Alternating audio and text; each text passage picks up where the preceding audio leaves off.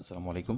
কৌটিক বাংলার পক্ষ থেকে সবাইকে স্বাগতম। শিক্ষার্থী, আশা করি তোমরা প্রত্যেকেই সুস্থ রয়েছো, ভালো রয়েছো। তোমরা যারা 2025 সালে সারা বাংলাদেশ থেকে 11টা শিক্ষা বোর্ডে এসএসসি পরীক্ষায় অংশগ্রহণ করলা, তোমাদের রেজাল্ট কিন্তু খুবই সন্নিকটে চলে আসছে। এই মাসে এই রেজাল্টটা প্রদান করা হবে। তো রেজাল্টটা দেখা খুবই জরুরি তোমাদের, আর রেজাল্টের উপরই কিন্তু নির্ভর করে কিভাবে তুমি পরবর্তী কলেজে অ্যাডমিশন নিবা। শিক্ষার্থী কিন্তু তো রেজাল্ট নিয়ে সর্বশেষ আপডেট তোমাদেরকে জানাচ্ছি। তোমরা অনেকেই জানতে চেয়েছো যে বিভিন্ন মাধ্যমে বিভিন্ন জায়গায় রেজাল্ট নিয়ে বিভিন্ন গুজব ছড়ানো হচ্ছে। আসলে এই গুজব ছড়ানো হচ্ছে, এই গুজবে তোমরা কোনো প্রকারে কান দিবা না। আমি তোমাদেরকে জানাবো কিভাবে আজকে তোমরা রেজাল্ট দেখবা রেজাল্ট প্রকাশের পর, আর রেজাল্টের পাশের হার কেমন হবে এবছর, বা হার নিয়ে কোনো কথা আছে কিনা সেটা নিয়ে আলোচনা করবো। শিক্ষার্থীবৃন্দ, যারা এই মুহূর্তে আমার চ্যানেলে জয়েন করেছো, অবশ্যই চ্যানেলটিকে সাবস্ক্রাইব করে বেল আইকনটি অন করে রাখো, পরবর্তীতে সকল প্রকার আপডেট সবার আগে জানার জন্য। শিক্ষার্থী, রেজাল্ট দেখতে হবে কীভাবে সেটা তোমাদের একটু জানা দেখি। দেখো, তুমি যে কোনো ওয়েবসাইট থেকে এসএসসি রেজাল্ট 2025 যেতে পারো, অথবা আচ্ছা সার্ভারটা অফ করে রাখছে, যাই হোক। আর তোমরা যারা কারিগরি শিক্ষা বোর্ডের অধীনে আছো, তোমরা লিখবা হচ্ছে কারিগরি শিক্ষা বোর্ড। লেখার পর এই কারিগরি শিক্ষা বোর্ড যে ওয়েবসাইটটা আছে সেখানেও ঢুকবা। ঢোকার পর দেখো এখানে রেজাল্ট আছে। রেজাল্ট এখানে ক্লিক করলে তুমি দেখবা এসএসসি রেজাল্ট। হ্যাঁ, এখন দেখো এসএসসি এই রেজাল্টে তুমি গেলে সার্ভার অফ, মানে বোর্ড থেকে সার্ভারটা অফ করে রাখছে, যেহেতু রেজাল্ট নিয়ে কাজ চলতেছে, আপডেট হচ্ছে। ঠিক আছে, এখন সার্ভারে তুমি আপডেট মানে কিছু দেখতে পারবা না।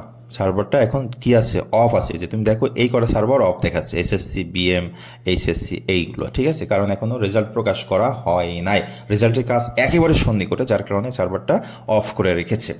তো এখান থেকে তুমি জাস্ট, তারপর দেখাচ্ছি আমি তোমাদের কীভাবে দেখতে হয়। আচ্ছা, মনে করো সার্ভারে তুমি ঢুকতে পারছো না, বা তোমার অ্যান্ড্রয়েড ফোন নাই, তুমি কিভাবে দেখবা রেজাল্ট? তুমি চলে যাবা তোমার মোবাইল, যে কোনো মোবাইল অপশন, যে কোনো সিম থেকে তুমি এসএমএস করতে পারবা। কিভাবে এসএমএসটা করবা সেটা একটু দেখো। প্রথমে লিখবা এসএসসি, বড় তরক করে একটা স্পেস দিবা। তোমার যেই বোর্ড, ঢাকা বোর্ড হলে DHA, কুমিল্লা বোর্ড হলে এ দেখো বোর্ডের নামগুলো সব এখানে আমি তোমাদের দিয়ে দিচ্ছি শর্ট নেম, এই যে এখানে। যেমন Dhaka board DHA, Chittagong board CHI, Rajshahi board RAJ, এক কথায় প্রথম 3 অক্ষর। যশোর বোর্ড JES, এভাবে। আর টেকনিক্যাল বোর্ড হলে TEC, মানে কারিগরি শিক্ষা বোর্ডের জন্য TEC, আর মাদ্রাসা বোর্ডের জন্য হবে MAD।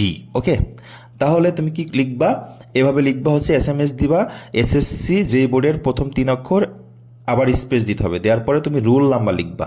ওকে, রোল নাম্বার লিখবা, লিখে তুমি যেহেতু 2025 সালের পরীক্ষার্থী, লিখবা স্পেস দিয়ে 2025 এবং সেন্ড করবা 16222, এই নাম্বারে তোমাকে সেন্ড করতে হবে।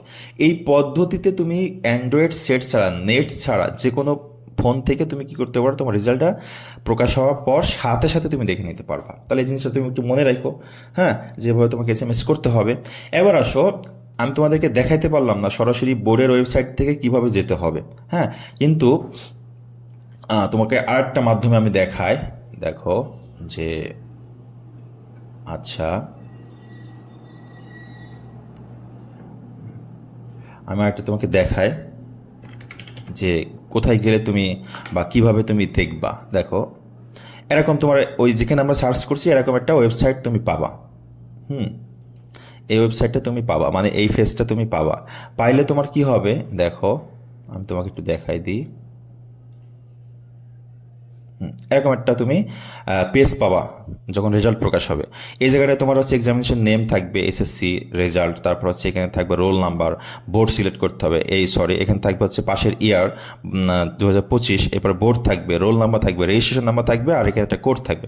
কোড দিলে কিন্তু তোমার রেজাল্ট চলে আসবে।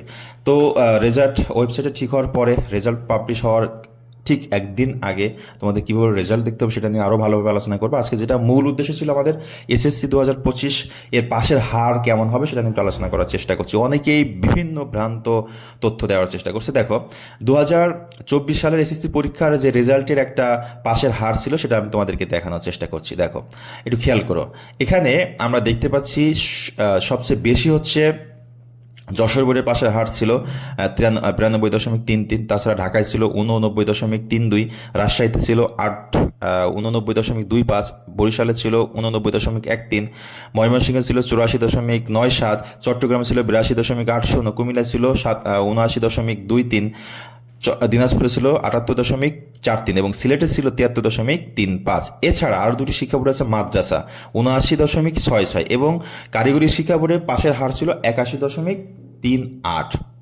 এবছর আমরা যেটা বিভিন্ন মাধ্যমে দেখতে পাচ্ছি যে জেনারেল শিক্ষা বোর্ড দেখাচ্ছে যে এত পার্সেন্ট পাস করছে, কারিগরি শিক্ষা বোর্ড এত পার্সেন্ট পাস করছে। দেখো এই পাশের হারটা কিন্তু যেদিন রেজাল্ট প্রকাশ হবে ঠিক সেদিনেই রেজাল্ট প্রকাশের ঠিক কিছুক্ষণ আগে দেওয়া হবে। এখন কিন্তু দেওয়ার কোনো অপশন নাই। আর এখন যেই তথ্যগুলো আসছে সম্পূর্ণ মিথ্যা কথা।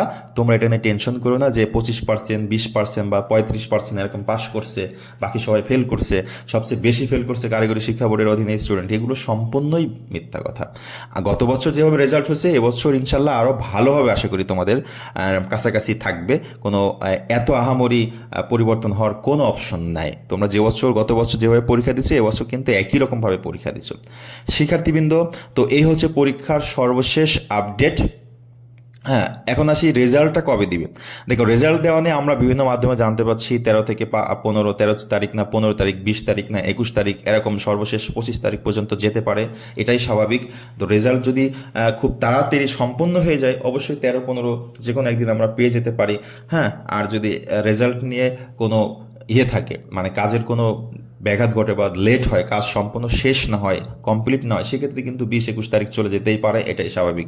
তো এ মাসেই দিবে এবং আমরা একটা সম্ভাব্য তারিখ দেখতে পাচ্ছি 21শে জুলাই। এটা একটা ওয়েবসাইটে দেওয়া হয়েছে। হ্যাঁ, তো 21শে জুলাই এটা সর্বশেষ তারিখ। হ্যাঁ, এটা তো আমরা আশা করতেছি যেহেতু রেজাল্ট দেখার সার্ভার অফ করে রাখছে, তার মানে রেজাল্ট খুব দ্রুতই আমরা পেয়ে যাচ্ছি ইনশাল্লাহ। সবাই ভালো থাকবেন, সুস্থ থাকবেন এবং সবাই সবার জন্য দোয়া করি যেন সবার রেজাল্টটা ইনশাল্লাহ ভালো হয়। আল্লাহ হাফেজ।